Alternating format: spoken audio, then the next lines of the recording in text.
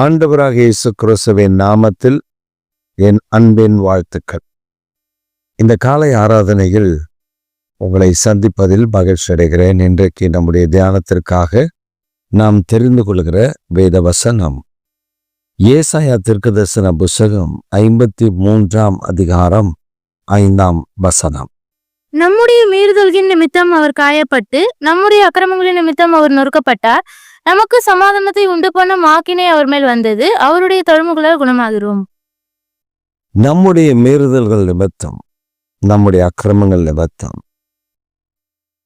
நாம் பெற வேண்டிய தண்டனை எல்லாம் அவர் ஏற்றுக்கொண்டார். அவருடைய தழும்புகளினால் நாம் குணமாகிறோம். நம்முடைய மீறுதல்கள், அக்கிரமங்கள், அவைகளை இயேசு சுமந்தார் என்பதைத்தான் இந்த வேத பகுதி நமக்கு கற்றுக் கொடுக்கிறது. அவர் மாத்திரம் நமக்காக சிலுவையில் அறையப்படாமல் இருந்திருந்தார், இயேசு மாத்திரம் சிலுவையின் பாடுகளை அவர் ஏற்றுக்கொள்ளாமல் இருந்திருந்தால் மனுக்குலத்திற்கு ரட்சிப்பு கிடைத்திருப்பது வாய்ப்பில்லை. ஆனால் மனுக்குலம் இழந்ததை தேடி ரட்சிக்கும்படி மனுஷகுமாரனாகிய இயேசு கிறிஸ்து மனுபுத்திரர்களுக்கு போல ஒருவராக இந்த பூமியில் அவர் அவதரித்தார். அவதரித்தது மாத்திரமல்ல, பிதாவின் மடியில் செல்ல பிள்ளையாயிருந்த இயேசு தாம் அடிக்கப்படவும், காயப்படவும், இரத்தம் சிந்தவும், அதனாலே மனுக்குலத்திற்கு மீட்பு உண்டாகவும் தன்னை தாமே அர்ப்பணித்திருந்தார். இந்த காலை ஆராதனையில் கர்த்தர் நம்மோடு கூட பேச விரும்புகிற காரியம், அக்கிரமங்களை, நம்முடைய மீறுதல்களுக்காக அவர் காயப்பட்டு நொறுக்கப்பட்டு நமக்கு சமாதானம் உண்டு பண்ணும் ஆக்கினை அவர் மேல் வந்தது. அவருடைய தழும்புகளினால் நாம் குணமடைகிறோம். தேவனாகிய கர்த்தர் அழகை இழந்தார், சௌந்தரியத்தை இழந்தார், அந்த கேடு அடைந்தார் நமக்காக. சர்வ லோகத்தின் ஆண்டவர் அந்த கேடு அடைந்தவராக அவர் சிலுவையில தொங்கின காட்சி அந்தோ பரிதாபம். அதே வீதியில்தான் இயேசு வல்லமையுடையவராக உலாவினார், அற்புதங்களை செய்கிறவராக உலாவினார். குருடரை பார்வையடைய செய்தவர், குஷ்டரோகியை நடக்க சுகமாக்கினவர், முடவனை நடக்க செய்தவர், திமிர்வாதக்காரனை நடக்க செய்த கர்த்தர் அதே வீதியில்தான் அவரை ஓசன்னா பாடி கொண்டாடினார்கள். ஆனால் அதே வீதியில்தான் இயேசுவை அடித்து துன்புறுத்தி அந்த பாடுகள் வழியாய் அவர் கடந்து போன போது அவருடைய தழும்புகளினால் நாம் குணமடைகிறோம். சமாதான ஆக்கினை அவர் மேல் வந்து இறங்கினது. நமக்கு கொடுக்க வேண்டிய சமாதானத்திற்காக அவர் தன்னையே அவர் பலியாக ஒப்பு கொடுக்க வேண்டியதிருந்தது. நமக்காக அவர் தம்மையே பிரயாச்சித்த பலியாக ஒப்பு கொடுக்க வேண்டியதிருந்தது. இப்படித்தான் தேவனாகிய கர்த்தர் நாம் பட வேண்டிய பாடுகளை தாமே சுமந்து கொண்டு, தாமே ஏற்றுக்கொண்டு, நமக்கு அந்த தண்டனையிலிருந்து தப்பிக்கும் வழியை, தப்பிக்கும் பாதையை, தப்பித்து கொள்ளுவதற்கான அந்த நீதி நியாயங்களை நமக்கு விளங்கப்படுகிறார். அநேகர் பிசாசு நம்ம இடத்துல சொல்லுவான். அநேகர் என்ன யோசிப்போம், என் பாவங்கள், என் அக்கிரமங்கள். சிலருக்கு துணிகரம், நான் ரட்சிக்கப்பட்டு விட்டேன், என் பாவங்கள் எல்லாம் மன்னிக்கப்பட்டு விட்டது. பிரியமானவர்களே, நாம் நம்முடைய பாவத்தை அறிக்கை செய்தால்தான், தேவனிடத்தில் அறிக்கை செய்யவிட, மனிதனிடத்தில் அல்ல, தேவனிடத்தில் நம்முடைய பாவங்களை அறிக்கை செய்தால்தான் நம்முடைய பாவங்கள் நமக்கு மன்னிக்கப்படும். தேவனிடத்தில் நாம் அறிக்கை செய்யவில்லை என்றால் தேவன் நம்முடைய பாவங்களை மன்னிக்க முடியாது. அவர் இரத்தம் சிந்தினார், உண்மைதான். அந்த இரத்தத்தினாலே நாம் கழுவப்படும்படி நாம் தான் சிலுவை அண்டை வர வேண்டும்.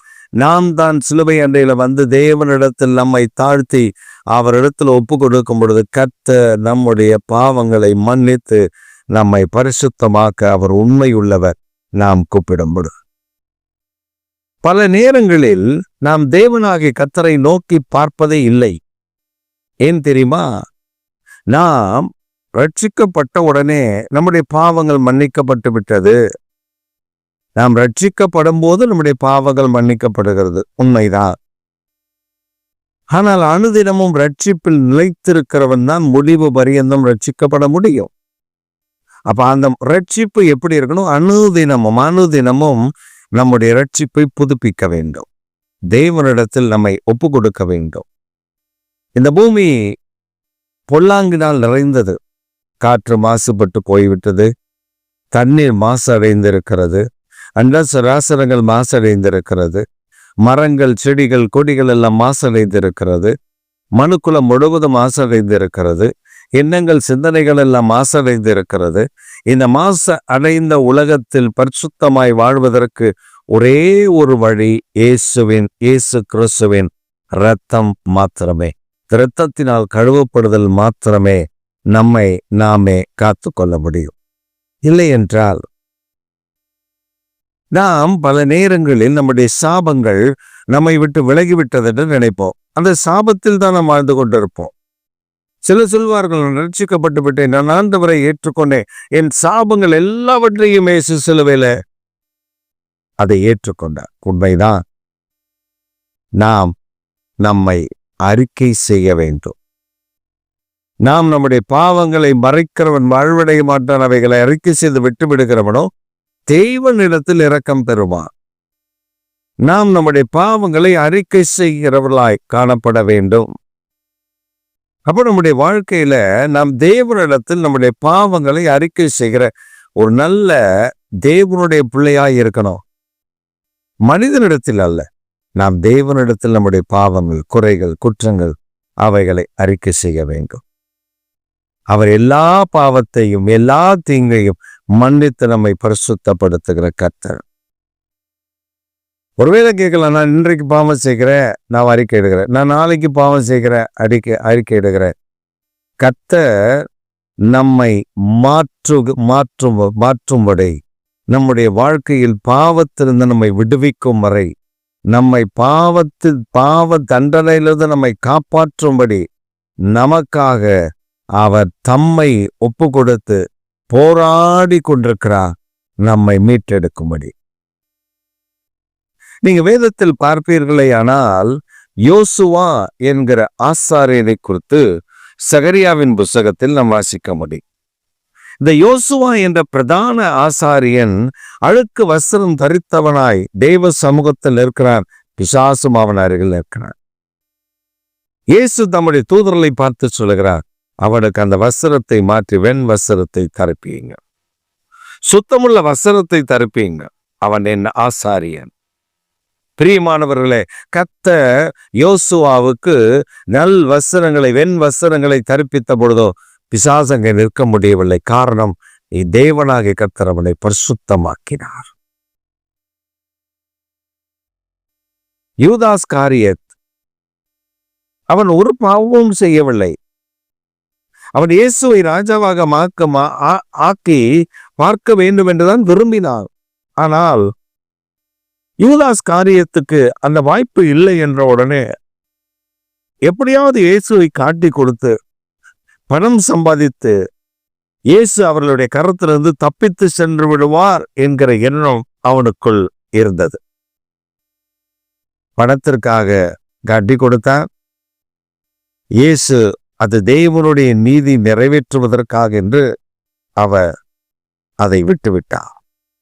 ஆனால் பேதுரு அப்படி அல்ல. பேதுரு இயேசுவை மறுதலித்தார். சத்தியம் பண்ணவும் சபிக்கவும் தொடங்கினார். இயேசுவை சபித்தான் என்று இருக்கிறது. அவன் என்ன சொல்லி சபித்திருப்பான் நமக்கு தெரியல. ஆனால் சபிப்பதற்கான வார்த்தைகளை அவன் அங்கே பயன்படுத்தினான். ஆனால் 3 முறை அவன் மறுதலித்த பின்பும் இயேசு இந்த பிரதான ஆசாரியருடைய வீட்டிலிருந்து வெளியே வருகிறார். அவர் பேதுருவை பார்க்கிறார். பேதுரு அப்பொழுது கோழி கூவிற்று. இயேசு சொன்னது அவனுக்கு ஞாபகம் வந்தது. கோழி கூவுவதற்கு முன்பே 3 முறை என்னை மறுதலிப்பாய் என்று சொல்லியிருந்தான். அவன் மனம் கசந்தா. தன் பாவத்திற்காக மனம் கசந்து அழுதா. தேவனிடத்தில் அழுதா. அவன் போராடினான். இயேசுவே, என்னை மன்னித்து விடும் என்று சொல்லி அவன் கதறினான். தேவனாகிய கர்த்தர் அவருடைய பாவத்தை வேறு எங்கேயாவது சுட்டி காண்பித்தாரா என்றால் இல்லை. அவன் பாவத்தை எங்கேயுமே ஆண்டவர் சுட்டி காட்டவில்லை. அவன் பாவங்களை எல்லாவற்றையும் மன்னித்து அவனை பரிசுத்தமாக்கி எருசலேமில் எனக்காக காத்திருங்கள் என்று சொன்னார். அவர்கள் போய் காத்திருந்தார்கள். ஆவியானவர் ஊற்றப்பட்டார். இந்த மறுதலித்த இந்த பேதுருதான், இந்த மறுதலித்து போன பேதுருதான் இடமென்று பிரசங்கிக்கிறார். 3000 பேர் ரட்சிக்கப்படுகிறார்கள்.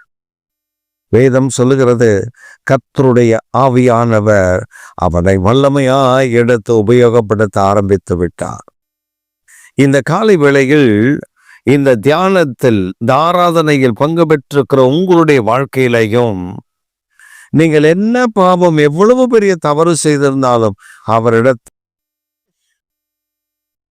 இயேசு கிறிஸ்துவின் இடத்தில் மனம் கசந்து, இயேசுவே, என் பாவத்திற்காகத்தான் நீ சிலுவையில் மரித்தீர், என் அக்கிரமங்கள் எல்லாவற்றையும் நீ சிலுவையில் சுமந்தீர், சமாதானம் உண்டு பண்ணும் ஆக்கிர உண்மையில் வந்தது, உங்களுடைய தழும்புகளினால் என்னை குணமாக்கும் என்று நாம் கேட்போமே. ஆனால் இயேசு கிறிஸ்துவின் தழும்புகள் நம்மை சுகமாக்கும். நம்முடைய மீறுதல்கள், நம்முடைய பாவங்கள், நம்முடைய அக்கிரமங்கள் எல்லாவற்றையும் இயேசு சிலுவையில மன்னித்திருக்கிறார். உங்கள் பாவங்களையும் இயேசு கிறிஸ்து சிலுவையில மன்னித்திருக்கிறார். நீங்கள் அறிக்கையிடும் பொழுது உங்கள் பாவங்களை அவர் முற்றிலுமாய் நீக்கி மன்னித்து பரிசுத்தப்படுத்த அவர் உண்மையுள்ள தேவனாய் இருக்கிறார். இந்த காலை வேளையில் பேதுருடைய வாழ்க்கையில கர்த்தர் செய்தது போல, பவுலுடைய வாழ்க்கையில கர்த்தர் செய்தது போல நம்முடைய வாழ்க்கையிலும் கர்த்தர் செய்ய போதுமானவர். நம் மனம் திரும்பினான். When we repent unto the Lord from our sins.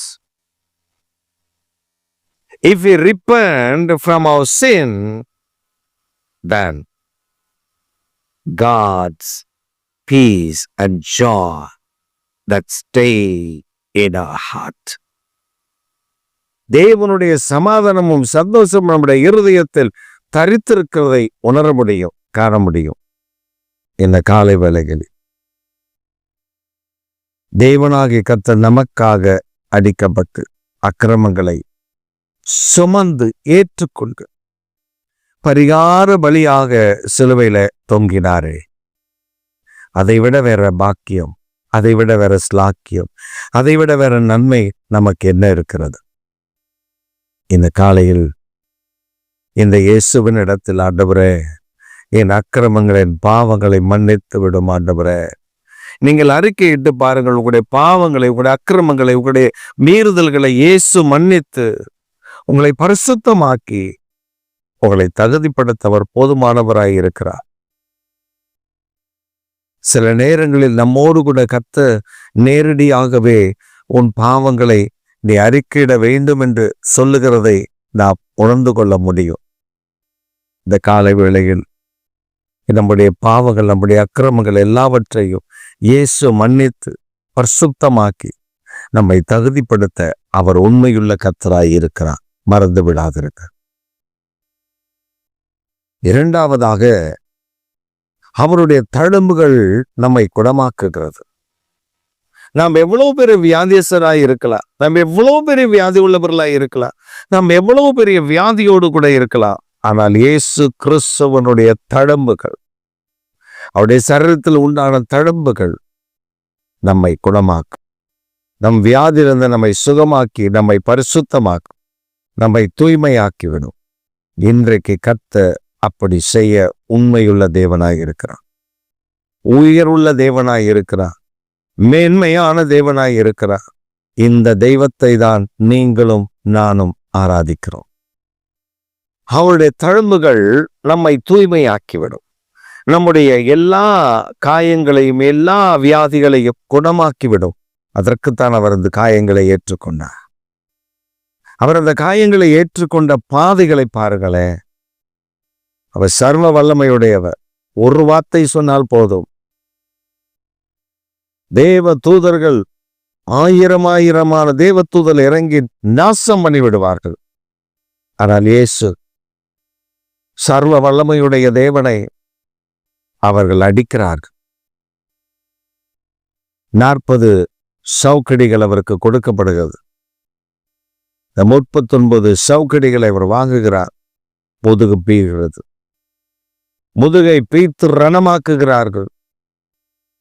அவருடைய தலையில முள்முடி சூட்டப்படுகிறது. It is not an artificial,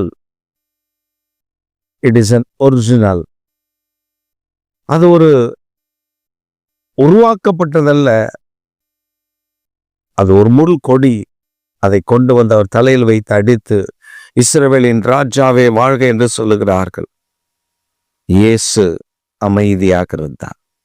He simply keep quiet at that time.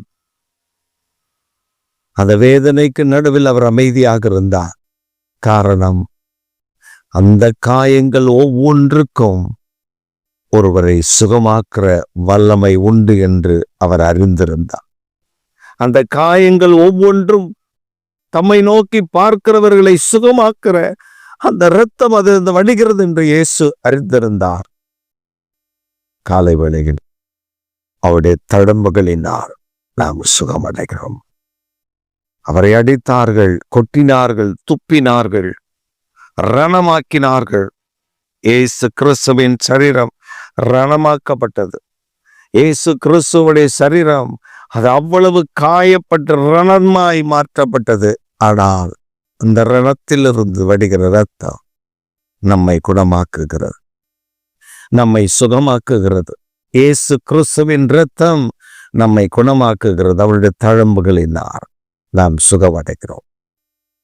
இந்த காலை வேளையில் உங்களுடைய அக்கிரமங்கள், உங்களுடைய மீறுதல்கள் எவ்வளவு பெரிதாய் இருந்தாலும் அதை மன்னித்து உங்களுக்கு சமாதானம் உண்டு பண்ணும் ஆக்கினை அவர் ஏற்றுக்கொண்டபடியினால் உங்களுக்கு சமாதானத்தையும் கட்டளையிட்டு அவருடைய தழும்புகளினால் உங்களை குணமாக்க அவர் உண்மையுள்ள தேவனாய் இருக்கிறார் என்பதை இந்த காலை வேளையில் மறந்து விடாதிருங்கள். அவர் சர்வ வல்லமுள்ள தேவன். அவர் நமக்காக ஜீவனை கொடுத்தவர். அவர் நமக்காக இரத்தம் சிந்தினவர். அவர் நமக்காக மரித்தவர். அவர் நமக்காக 3ஆம் நாள் உயிரோடு கூட எழுப்பினவர். தம்மிடத்தில் வருகிற ஒருவரையும் இயேசு புறம்பே தள்ளுகிறது இல்லை என்று வேதம் நமக்கு கற்றுக் கொடுக்கிறபடி தம்மிடத்தில் வருகிறவர்களை இயேசு புறம்பே தள்ளாமல் பாதுகாத்துக் கொள்ளுகிற கர்த்தர். யூதாஸ் காரியோத் மாத்திரம் மனம் திரும்பியிருந்தால் அவனை மன்னித்திருப்பார். அவன் மனம் திரும்புவதற்கு பதிலாக அவன் வேறே காரியங்களை செய்ததினால் அவன் தன்னைத்தானே மாய்த்து கொண்டு மரித்து போனான் என்று வேதம் சொல்லுகிறது. அவன் ஆண்டு கொண்டு செத்து போனான் என்று வேதம் சொல்லுகிறது. ஆனால் மனம் திரும்புவதற்கு இருதயம் உள்ளவர்கள், மனம் திரும்புதலுக்கு ஏற்ற கனி கொடுக்கக்கூடிய மக்கள் அவர்கள் இயேசுவை நோக்கி, இயேசுவே, நான் ஒரு பாவி ஆண்டவரே, என் பாவத்திற்காக, என் அக்கிரமங்களுக்காக, என் மீறுதலுக்காக இஸ்ரவேல் இரத்தம் சிந்தினீரே, என்னையும் மன்னித்து உம்முடைய பிள்ளையாய் ஏற்றுக்கொள்ளும் என்று சொல்லி நாம் கேட்கும் பொழுது அவர் நம்மையும் மன்னித்து தம்முடைய பிள்ளையாய் நம்மை ஏற்றுக்கொள்ள அவர் உண்மையுள்ள தேவனாய் இருக்கிறார் என்பதை மறந்துவிடக்கூடாது. நாம் மறந்துவிடக்கூடாது. நம்முடைய பாவங்களை மன்னிக்கிற ஒரே ஒரு இரட்சகர், வானத்திலும் பூமியிலும் இயேசுவின் நாமமே அல்லாமல் ரட்சிக்கப்படுவதற்கு வேறொரு நாமம் நமக்கு கொடுக்கப்படவில்லை. இயேசுவின் நாமம் மாத்திரம்தான் ரட்சிப்புக்காக கொடுக்கப்பட்ட நாமம். இயேசு கிறிஸ்து ஒருவர்தான் ரட்சிப்புக்காக சிலுவையில் தொங்கினவர். இயேசு கிறிஸ்துவின் இரத்தம் ஒன்றுதான் நம்முடைய பாவங்களை கழுவும்படி சிந்தப்பட்ட பரிசுத்த இரத்தம். நம் அநேக செய்திகளை, அநேக காரியங்களை நாம் தியானித்திருப்போம், அநேக செய்திகளை நாம் கேட்டிருப்போம். ஆனால் இந்த காலை வேளையில் தேவன் நம்மோடு கூட பேசுகிறார். நம்முடைய அக்கிரமங்கள், நம்முடைய பாவங்கள், நம்முடைய மீறுதல்கள், பிசாசு நம்மை சொல்லுவான், நீ இவ்வளவு பாவம் பண்ணிவிட்டு உன்னுடைய ஜெபத்தை எப்படி இயேசு கேட்பார்? நாம் சொல்ல வேண்டிய ஒன்றே ஒன்றுதான், நான் என்ன பாவம் செய்திருந்தாலும் என் பாவத்தை சிலுவையில சுமந்து மன்னித்த என் அருமை இரட்சகர் இன்றைக்கும் உயிரோடு கூட இருக்கிறார். அவர் என் பாவங்களை மன்னிக்க உண்மையுள்ள கர்த்தர் என்று நாம் சொல்லும் பொழுது அவன் வெட்கப்பட்டு போய்விடுவான். இந்த காலை வேளையில் தேவனிடத்திலிருந்து நம் ஆசீர்வாதங்களை பெற வேண்டுமே ஆனால் நாம் நம்முடைய பாவங்கள் இல்லாத ஒரு மனிதனாய் நீதிமானாய் காணப்பட வேண்டும். இயேசுவின் இரத்தத்தினால் கழுவப்பட்ட அனுபவத்திற்குள் இருக்க வேண்டும். அப்பொழுதுதான் நமக்குள்ளே ஒரு அற்புதம் நடக்கும்.